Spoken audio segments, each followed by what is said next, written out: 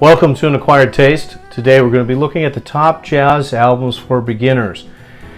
What I mean by this is these are the albums that I have selected that I have found to be the most accessible albums for beginning collectors. It's not necessarily the list of the greatest jazz albums of all time, but there's certainly a few in here that would belong on that list as well. Starting out, the very first selection in no particular order is John Coltrane's My Favorite Things. This was recorded in 1960. John Coltrane plays sax, McCoy Tyner on piano, Steve Davis bass, and Elvis Jones on drums. This particular album features the beautiful rendition of the Rodgers and Hammerstein classic, My Favorite Things from The Sound of Music. John Coltrane has a number of incredible landmark albums. However, I think for a newcomer to jazz, because of the familiarity with the title track as well as the other pieces in the album, it's the most accessible of the Coltrane work. Second is a work by Astrud Gilberto. This was recorded in 1963. It introduced the bossa nova sound to mainstream America. Stan Getz plays saxophone, Jobim plays piano, Gilberto plays guitar as well as the vocals, Tommy Williams on bass, Milton Banana on drums, and Astrud Gilberto on vocals as well.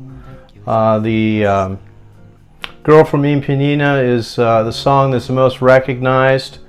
The entire album brings in the beautiful bossa nova sound and is a very, very fan-friendly album, and I would encourage anybody that is interested in exploring that sound, this would be the place to start. Next is a landmark masterpiece. This is Miles Davis, Kinda Blue. This is the greatest selling jazz album of all time. It was recorded in 1959.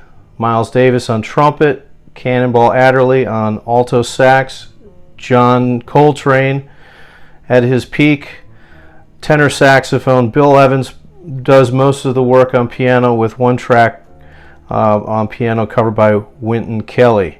Paul Chambers on bass, and Jimmy Cobb on drums. This is the first modal jazz album. There was some experimentation with the modal sound on a track of the prior album, Milestones, but this entire album is a landmark masterpiece. Davis called the musicians together. There was almost no rehearsal, and instead gave the musicians sketches of scales and melody lines for which they could improvise. So this is really the beginning of the more free jazz, improvisational jazz that defined Miles Davis during this period.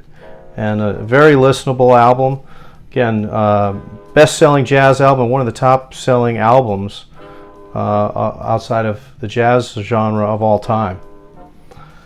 Next, Charlie Parker, whose contribution to jazz is unmatched.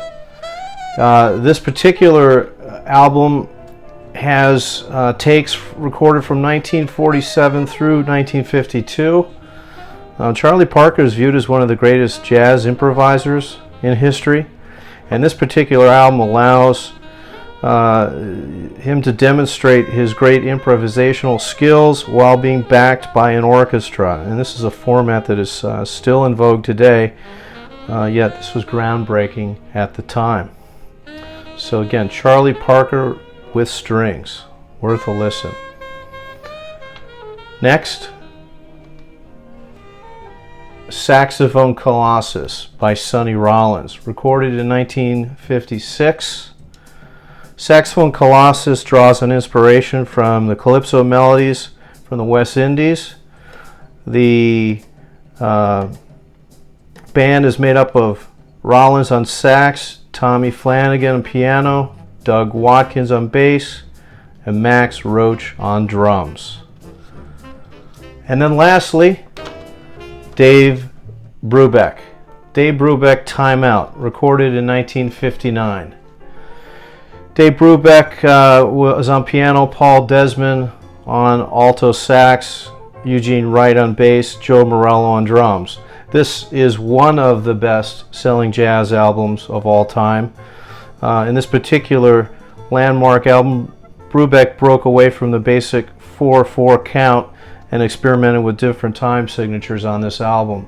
Many of the tracks in this album will be quickly recognized by even the most casual listener to jazz, and I think that this, along with Miles Davis's Kind of Blue, are probably the two most recognized albums to non-jazz listeners. They may not necessarily know who's playing, but they've heard this music before. So if you haven't given these 6 albums a listen, I encourage you to do so. And again, these are the albums I find for beginners, novices beginning to listen to jazz, purchase jazz, that these would be the 6 I would start with. Thanks for watching, and I appreciate your interest. Please, if you have any comments or you liked what you've heard here, please do so below. And don't forget to subscribe.